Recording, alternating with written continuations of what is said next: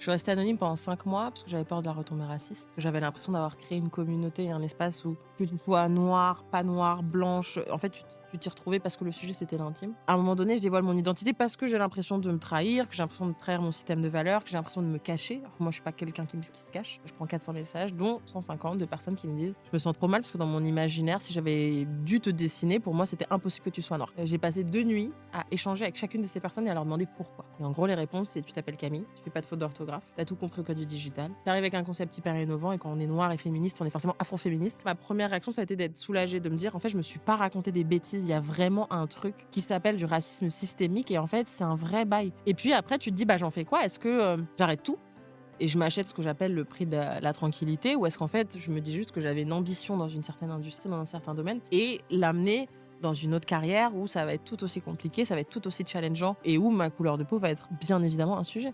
Et c'est ce que j'ai décidé de faire.